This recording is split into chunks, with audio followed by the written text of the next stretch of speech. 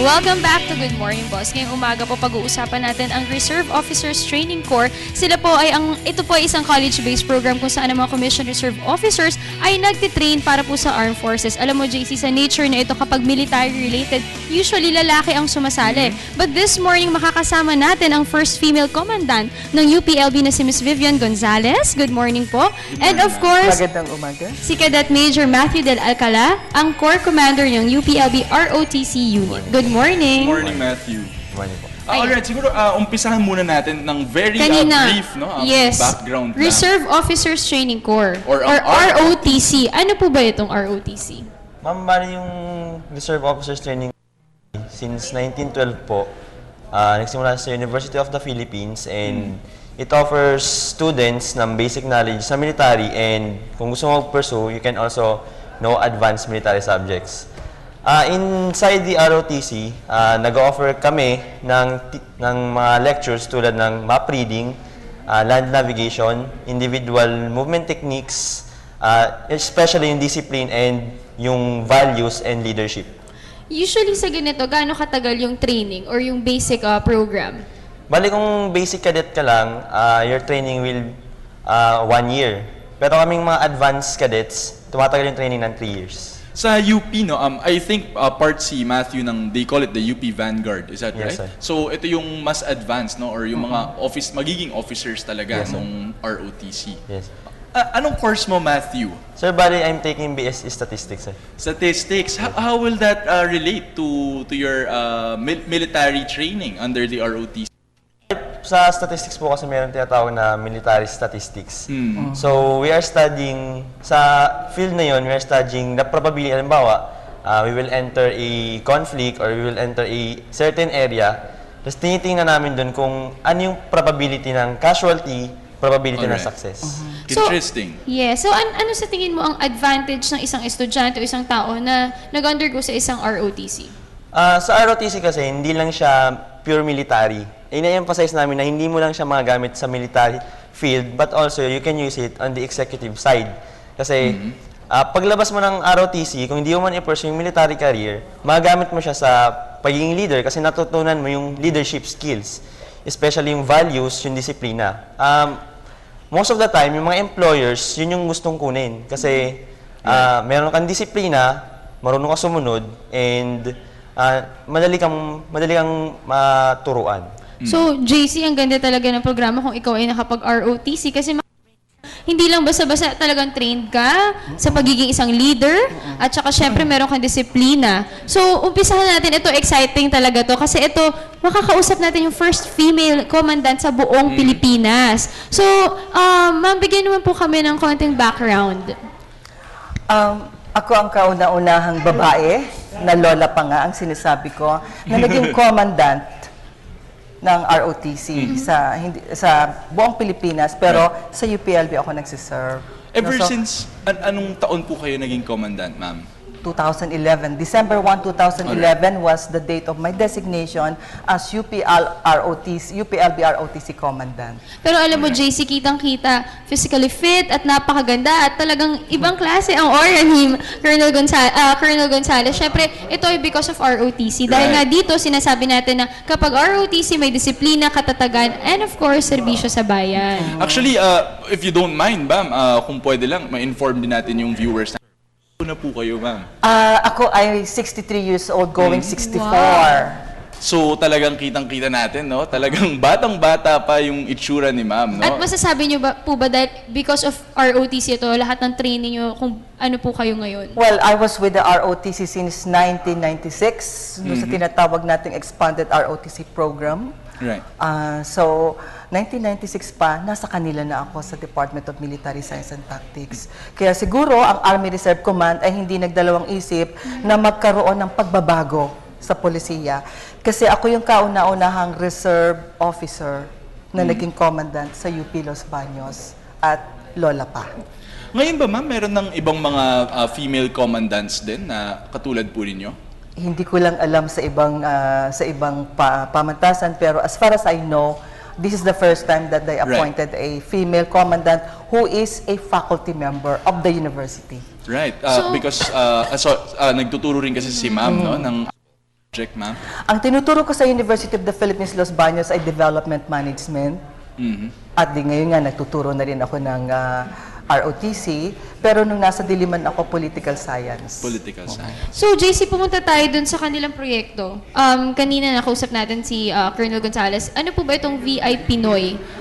Itong BI Pinoy ang tinatawag nating Virtues in Pinoy ROTC. So, ang virtues ay good habits of living. Kaya nga ang tagline namin is disiplina, katatagan, serbisyo sa bayan. Ayun. Kapag may disiplina tayo at matatag tayo, yan ay magsisilbi na rin serbisyo sa bayan. No? So, meron kami mga iba't ibang klase ng mga aktibidades bukod sa defense preparedness. Kasi ang ROTC ay tinatawag nating inihahanda mga mag-aaral sa defense preparedness. Meron kami mga civic community projects din. No? Tulad ng meron kaming Dugong Alay, Dugtong Buhay project. This is actually a tie-up with the Philippine Red Cross. Next year, taon na yung aming anniversary sa kanila. And then, alam naman natin kapag ka nakakaroon ng mga bagyo at mga kalamidad, sinong tinatawag? ROTC cadets. Dahil ang advantage ng ROTC cadets, they have the training, no?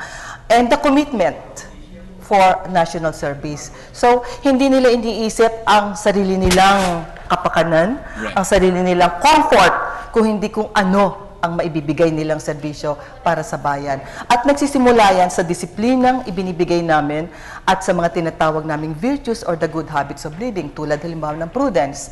Ano ba yung virtue ng prudence? Prudence is the habit of knowing the right thing to do and applying it. Kaya ito yung sa Tagalog, ang prudence ay pagkamatuwid. No? So kung matuwid ka, alam mo ang tama at hindi mo lang alam yan, iyan ay isa sa gawa. Isa sa buhay. So, yan ang isang aming binibigyan ng emphasis. Alam mo, Dayan, ngayon kasi ay voluntary, optional yung Optional ROTC sa mga para sa schools mga din. para sa mga estudyante. Previously, ma'am, required po ito.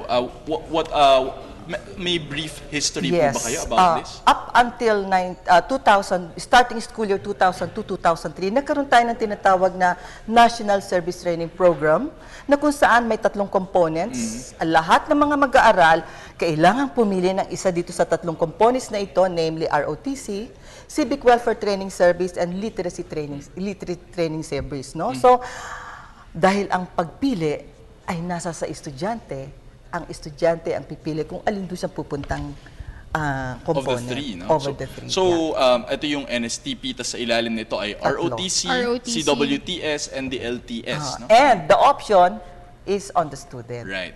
Pero kayo po, do you encourage, kasi sabi nyo nga kanina nung kapag usap po tayo, yung ibang parents, natatakot sila na pasalihin ng kanilang mga anak sa ROTC or mag-undergo sila ng training doon. Pinagsi-CWTS na lang. Yes, ano pwede nyo ma-encourage sila para pasalihin yung mga anak nila? Kasi nga ito nga yung isa naming napansin, nationwide, mas maraming kababaihan ngayon ang sumasali sa ROTC. No? At ang mga lola at ang mga nanay, palagay namin ay nag-aalala sa kanilang mga anak, no? Na baka mahirapan ang kanilang mga anak kung sila mag-ROTC. Aming isinusuguro sa kanila na ang aming bagong program of instruction ngayon sa ROTC ay hindi lamang magbibigay ng disiplina sa mga bata, hindi lamang magpapapatatag sa kanila, kung hindi magkakaroon din ng opportunity magserbisyo sa bayan. Kay Matthew naman, anong tingin mo yung pinaka-unforgettable experience mo or nahirapan ka ba all throughout the process? Bali po yung napaka-unforgettable experience ko ay yung daily, bilang advanced officer, daily training namin sa aming cadet officers quarters, and tinuturo po sa amin yung kung paano humawak ng tao. Yun po yung di ko malilimutan kasi at an early age, I'm 16, nakahawak na ako ng tao, not only 10 but 100 kasi yung kadete namin. So, nahawakan ko na yun. So, at an early age, nakakahawak na ako ng tao. Matthew, you're 16? Yes, sir. Ngayon? 16 ka ngayon? Hindi, nung nagsimula siya, at sinasabi niya at an early age, as early as 16 years old pa lang siya, kaya yung skills niya na pagiging leader ay nagagamit at na-apply na niya. Right, oo. Dahil nga nakapag undergo na ng ROTC. Actually, I wonder, ano Matthew yung mga, if it's allowed, no? Ano yung mga drills na you undergo every day? Ano po, yung ano lang po, training, lectures na pang-advance, tapos yung reporting lang po sa barracks, tinuturuan kami kung paano tamang paggalaw, kilos, gano'n lang po. So talagang matitrain ka, pati disiplina. JC, dapat. Sa lahat ng dealings mo, no? Yes. Kaya ikaw, Dayan, dapat nag-ROTC ka eh. Nag-outreach kasi ako ng time na yun. Pero You know that outreach can be more effective if you are trained in the ROTC Yes. because, you know, in the ROTC, ito nakakatuwa. Falling in line. When you're in ROTC, you fall in line. When you know how to fall in line physically, you can also fall in line figuratively. So you can establish a new order, you know, when you are with the ROTC. I remember, nung mga anak ko ay nag-aaral pa sa international school, hindi ko maintindihan bakit ba ang mahal-mahal ang bayad namin, ang itinuturo lang ay physical. Right. Yung pala, you have to develop this physical, you know, discipline before you can develop the intellectual, the socio-emotional discipline. So, dun po sa mga projects na na-discuss natin kanina, meron po ba yung mga viewers natin kahit paano maitutulong sa mga proyekto na Na ginagawa po ilalabas ng po ninyo? ROTC. Well, of course, yung aming Dugong Alay Dugtong Buhay tie-up namin with Philippine Red Cross, no? Yun ang sinasabi ko sa mga bata noon eh. Alam niyo ba yung mag-draw ng blood? Now, if you can have that blood drawn from you in order to save a life, that by itself, no? Pagka naranasan nyo kung paano ang magsakripisyo para sa ibang tao, it comes naturally. And I hope everybody will have the joy Yes. of, you know, the serving others. Right. So yung pag-draw lang ng blood na yan, yan ang simula. Kaya nyo bang maramdaman ng sakit at matuwa pagkatapos? Dahil alam nyo, meron kayong maisisave na life. Nagganyan na ako, Dayan. Sa Red Cross. Donate na ako ng blood. Wow. Nakakalinis daw kasi ng dugo. Yes. There are advantages. Right. Kapag ikaw ay nagdodraw ang blood sa'yo, there are many advantages. The same way that when you are undergoing the physical drills in the ROTC, maraming advantages sa ating health. Yung posture nyo maaayos, yung circulation nyo will be good, at popogi kayo parang kamukha. Popo. mo. Wow. Gaganda. So, JC, talagang nakita natin dito kung gaano kaganda yung nagagawa ng ROTC sa isang tao o kapag nakapag-training ka.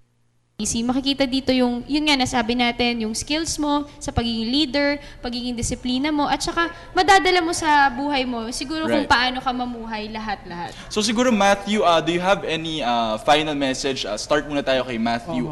Any final message maybe to encourage your fellow students?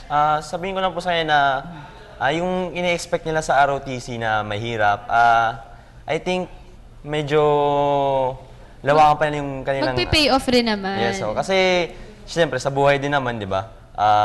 Dadaan ka rin talaga sa hirap bago mo ma-achieve yung goal mo. So I think ang ROTC ngayon is very refined and bago na talaga siya na ang nagpo-focus on more lectures. So I'm encouraging everyone na college students na nag-undergo ng NSTP na kunin yung ROTC. Kasi ang malaking tulong talaga. As personally, malaking tulong siya sa akin sa pagkatao ko and para sa future ko.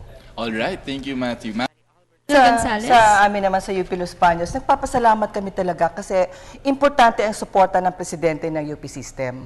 At ang suporta, nakita natin kanina ang larawan ng aming commanding general ng Army Reserve Right. Command na kami ay talagang medyo na-inspire dahil sa kabila ng katotohanan na kokounti naman kami doon, siya ay nagpunta sa UP Los Baños para lang magkaroon kami ng tinatawag naming a new beginning in the life of ROTC at UPLB.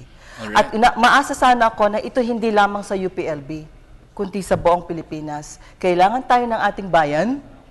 Ito ay isang pagkakataon para makapagsilbi tayo sa sambayanan. Ayan. All right, Thank you so maraming much, salamat po. Colonel Gonzales and Cadet Major Matthew Del Alcala.